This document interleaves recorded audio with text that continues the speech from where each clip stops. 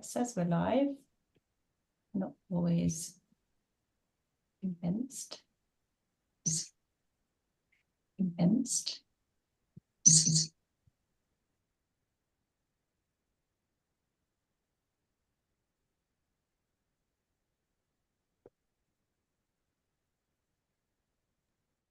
Good to go live? I think we're streaming. Good to go live? I think we're streaming. Echo. Yeah.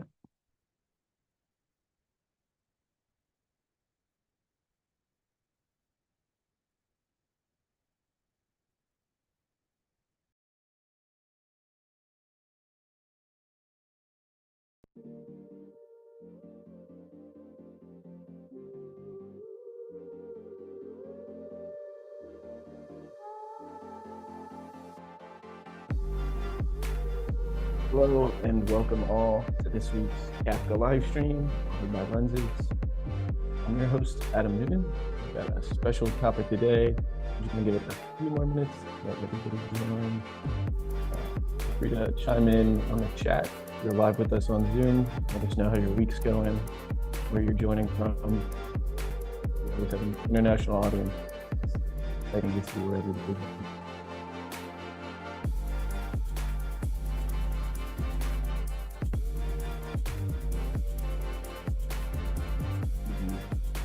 Me and Tia's presenting today a little bit. Being busy this week with lots of meetups and events. We have the real-time analytics summit going on today. So a lot of the team is there as well. We just had a really nice, successful meetup, partnered with Imply on Tuesday, and I think San Francisco. And if you're in the New York area, definitely get tickets for our second meetup with Imply, our New York City office, and come meet me in person.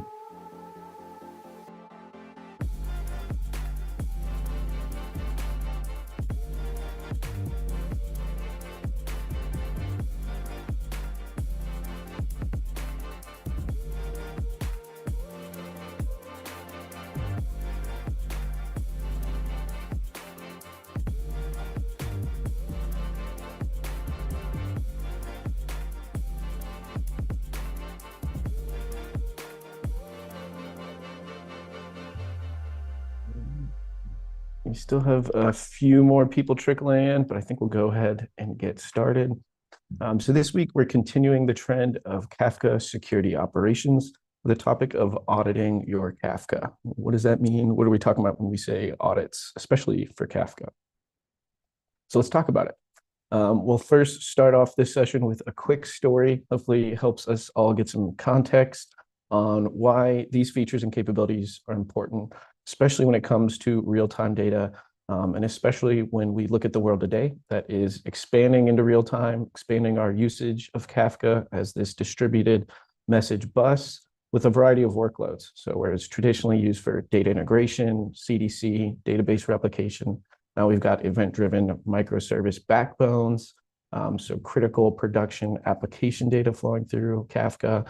And then now real-time machine learning and AI algorithms all fed off this incredibly important, incredibly sensitive data that is our distributed event log, that is Apache Kafka. So let's talk about some security concerns and what we do at Lenses and what you should look for when we're talking about tooling for your developers in Apache Kafka. So we're going to start off with a story.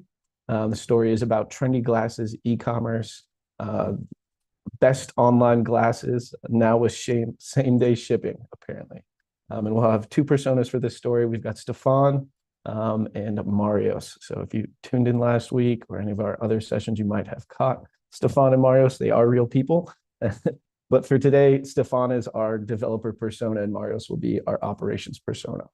And the scenario at Trendy Glasses e-commerce is that we have just recently started our adoption process of Apache Kafka. Traditionally have been using maybe legacy monolithic application code bases, and we're now implementing Kafka for a microservice backbone to modernize our infrastructure.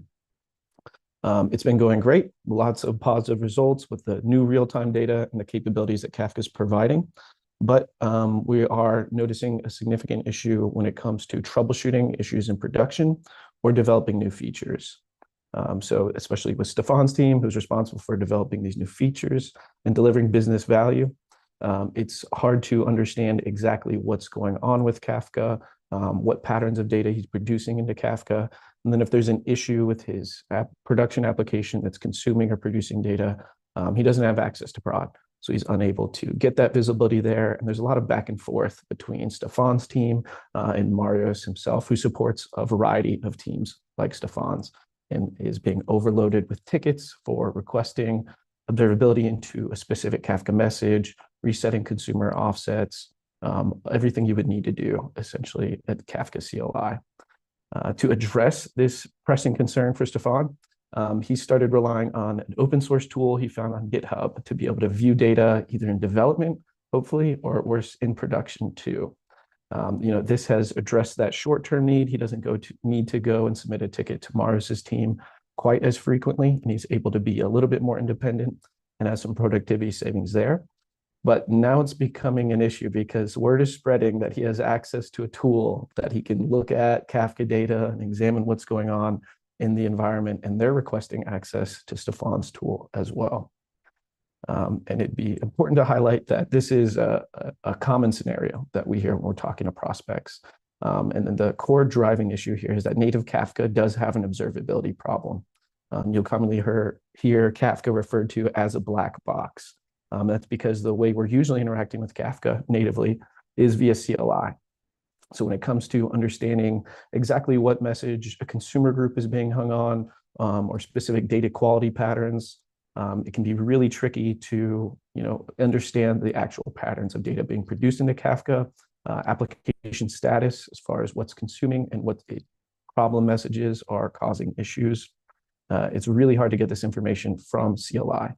Not to mention that requires learning CLI commands. If you're onboarding a new developer who's new to Kafka, there's a bit of a learning curve there. And overall, just causing issues is this observability problem that native Kafka has. And seeking to address this problem is where Stefan has went ahead and just implemented his own tool out of frustration, out of this lack of observability, out of dealing with the black box. There is open source tooling out there. But the issue is when it comes to using those tools, and I should highlight that because tooling wasn't provided to his team that provides this level of observability and has security governance rules in place, and especially audit logs in place, we are now posing significant security concerns and risk to our infrastructure. Some questions that we might have around some open source tooling we'll get to in a second, but things to keep in mind when you're looking at tooling for Kafka, especially as it relates to solving the observability problem without posing significant security risks. There's also risks if you don't have tooling and you're still using ACLs for command line access too. It's pretty common to talk to customers and prospects who are just getting started with Kafka. If they are using ACLs for user access, that turns out a lot of those developers are actually sharing those credentials and using the same ACLs. So even if you're collecting logs at the Kafka broker level, you're really not sure who's doing what in your environment. And open source tooling has similar issues as well, where it's designed to provide you information, but not designed and doesn't have the features in place to correctly authenticate and authorize users around who says they are actually this person and what can that person actually be able to do.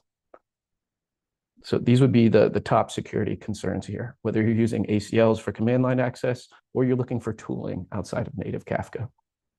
So if it's an open source tool or tool that provides observability into these critical data flows, is our access points publicly available? Is this a URL that anyone can go to and log in with default admin credentials and immediately see production or development Kafka data flowing through our cluster today? The other question is, how are developers authenticating to access the tooling? Is it shared credentials, username, password, again, maybe available in a breach somewhere? Or are they actually using SSO and using an external identity provider, which is typically commonplace and required? Once they're authenticated, then how are they authorized? Are these developers following a principles of least privilege for their authorization and the role-based access controls? You can be sure that if your operations team hasn't provided tooling and a developer acquired their own, they're probably not restricting their own access just to follow security patterns. That isn't their job, really. They should be security minded, but their core job is to provide business value. So if I'm a developer, I want admin access. Not always the best situation, though, and it needs to be enforced, especially when it comes to tooling for Kafka. And is the tooling correctly configured, or is it a potential vector attack vector? So ties back into, is this endpoint publicly accessible? Is authentication configured? What kind of information can I get if I do know the endpoint of this tool? And all of that good stuff, making sure that that is not a potential attack vector. And then how are changes being tracked? If using this tooling, I can deploy assets, create a new topic, change topic configurations, reset consumer offsets. How are we tracking who performed this change and when they did that? That's going to be important for one, troubleshooting any issues.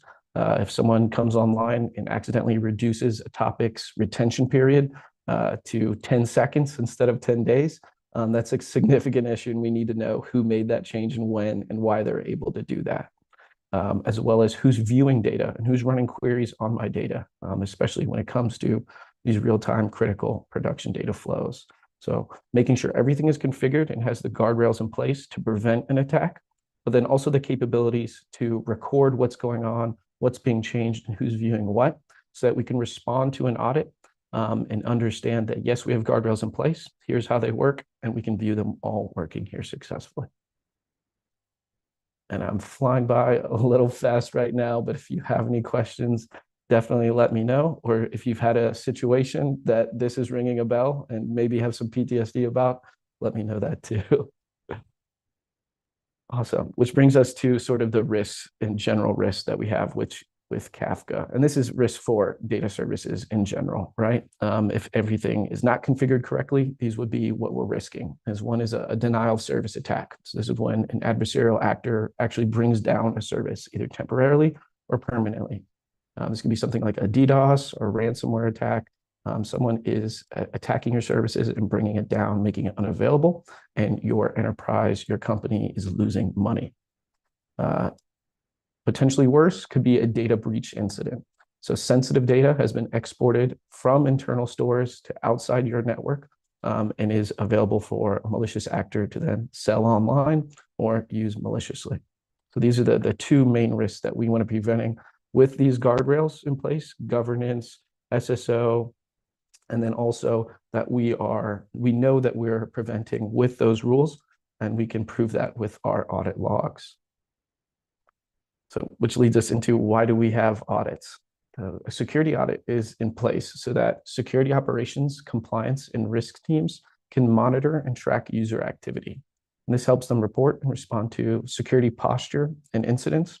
So the ability to say, yes, our security posture is solid. Here's why. Users are authenticated using SSO. We reach out to the identity provider, understand exactly what group they need to be a part of. We assign RBAC based on that group. We can alert on user activity, and then we audit everything they do within our infrastructure and export that to our SEIEM platform.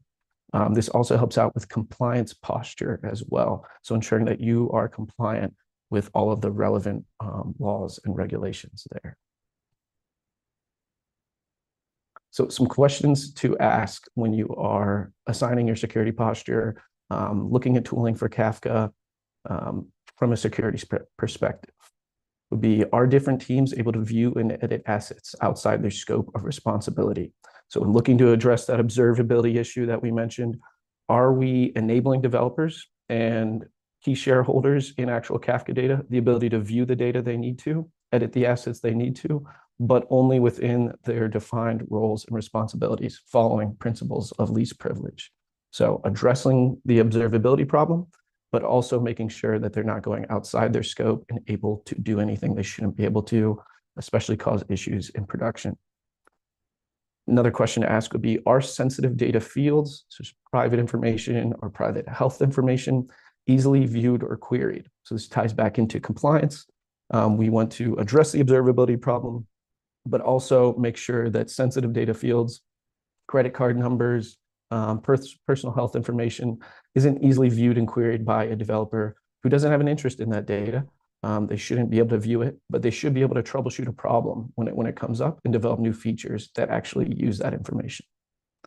Another question to ask when you're looking at tooling, and in general, when you're using Apache Kafka, is, am I tracking where these sensitive data fields are being stored? So quite often, not only do you have to use PII, it's being stored in Kafka, but how are you tracking what topics are storing the sensitive data fields? And then how are you tracking where this information is going? Which connectors are syncing this into a database? Which applications are reading this data and presenting to a front end somewhere? And then the last question would be, how do I know who has implemented a specific change? So if someone has changed a group policy, changed permissions, changed a topic configuration, when someone pushes a change into my environment, how am I tracking to know who is responsible for that change and when it was created?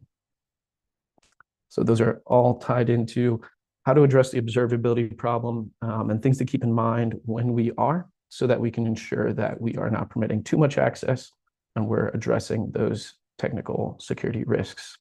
And a bit on how we do that at Lenses is, one, we integrate with LDAP and SSO, SAML to authenticate and authorize users. So they will log in to our user interface or authenticate with our API. We will then, submit that request to the identity provider, understand that this person is who they say they are, and then these are the roles and responsibilities they should have within the platform. After that, we also have alerts for incidents managing. We have out-of-the-box integrations with Datadog, PagerDuty, Splunk, Prometheus Alert Manager, Slack, and then webhooks for anything that we don't have available out of the box. And then we have full audit logs that you can easily export to our security and incident event management platform. And that'll be a good segue into our demo where I can show how all of that works in our Lenses environment. So when I first log into Lenses, this will be sort of the holistic dashboard that we see here. From here, we have user group permissions. I'll just show you how these work briefly, but it should be just enough to know that there is ability to assign permissions for a user group. You can see here that this orders team has access to any Kafka topic that contains the string orders. So combined with topic naming conventions, where you say, these are the patterns of topic names that can be created, you would then assign permissions for a user group based on a namespace. And you can see all the permissions that a user in this group would have for this topic namespace. So that's how we handle RBAC and authentication. Then within Lenses itself, we have data masking policies as well. So this addresses the sensitive data field. This would be telling us, look, we have sensitive data fields defined as address ID, Toto, and Tutu, and we're searching all topics for these fields. So if there is an address stored in a topic, I don't want a developer to actually be able to view that data. I'm going to mask it and only leave the first two characters here, still enabling a developer to troubleshoot an application, develop a new feature, but not subject and exposed to the actual sensitive data field. And what's great about this feature too, is that I don't have to actually redact this field. It's in development, it's not real data, but I can still report on where that data is being stored, which topics have these data fields, but then also where that data is going. So which connectors are consuming or producing that data, as well as SQL processors that might be applying a transformation in streaming fashion, as well as any external applications that are registered with Lenses to work with these data fields. So that's what we have in place as far as guardrails. And then to ensure that all of those guardrails in place, everything looks good, we have our actual audit logs. From the audit logs, you can configure the granularity here, but even something as simple as viewing a data set will be logged here. And I can see Simone's been busy in our demo environment. Yeah, that's what I say. Simone is working hard. This is the best days. Especially about an hour ago. So I can see everything that anyone's been doing, either from the Lenses UI or again by our API or CLI as well. That will all be tracked here in the audit logs. You can see there's some initial filtering. I have some search capabilities. If I search for my user, I can see that that user is updated here. So a good way to track who's doing what changes have been done, and even who's viewing data, who's querying data, who's syncing it to an external source. So I know that I'm compliant with all the regulations I need to be. I've got those guardrails in place, and I can actually prove it. That also leads us to the ability to sync this audit log to an external channel. So we have the ability to export this audit log. It does get retained in our Postgres metastore, but typically you'll rely on an external tool and platform like Splunk to run advanced queries on this audit log, anomalous behavior detection, and I can give you a quick view of how that looks with my Splunk environment. So I am taking that same audit log and I am syncing it to my local Splunk environment here. And I can easily see exactly what events are happening. So within my entire Kafka infrastructure, it's easy for me to track and understand who's been doing what. So if I need to ask the question of, hey, who's removed any asset from my production environment? Maybe they deleted a topic, maybe they just deleted Kafka messages. Who has performed a removal event? Splunk makes it really easy for me to filter that here and get those results. More features that you get from an SIEM platform like Splunk would be anomalous behavior detection that we don't natively provide. Something as simple as this is filtering. You can definitely do within the Lenses UI. What is nice too is that you have the ability to dashboard well for quick and easy understanding of what your users are doing and what behavior has been going on, so that if there is a security event, it's very easy to one track and hopefully be alerted on it as it's happening. But then if you ever need to do a post-mortem and understand what went wrong when, this is the kind of tool that you'd be using to do that. So I'm exporting my audit logs to Splunk, and I can easily view that data here in my dashboard, where I'm seeing all users' actions, viewed actions, see 51 view events, remove actions, 14 here, 6 update actions, as well as 9 log in and 5 log out, and then 21 add events.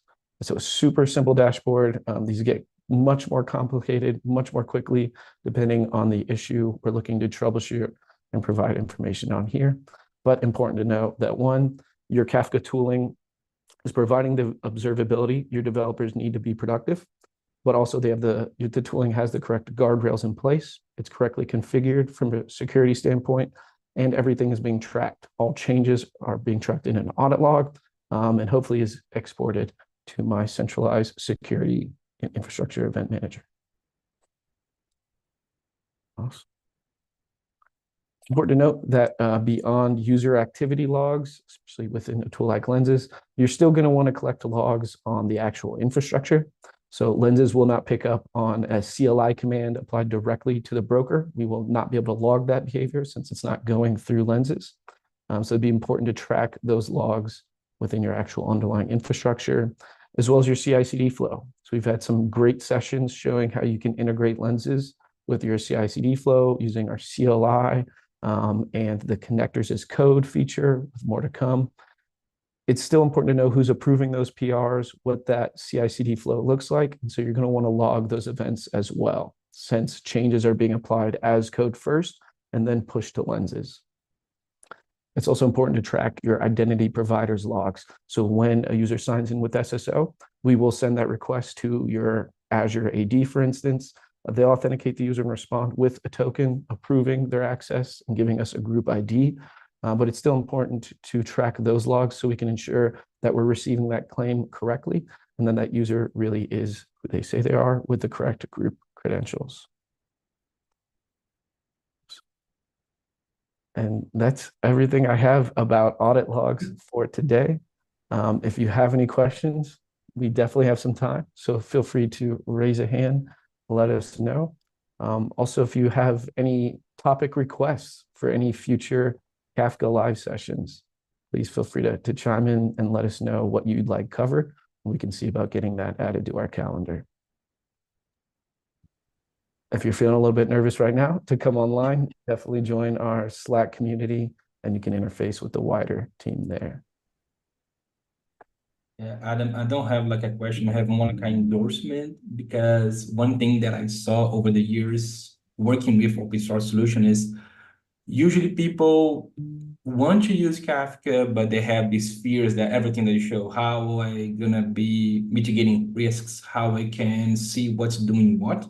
Because the same way that you want to open up the data that you have you have you are a company, an enterprise.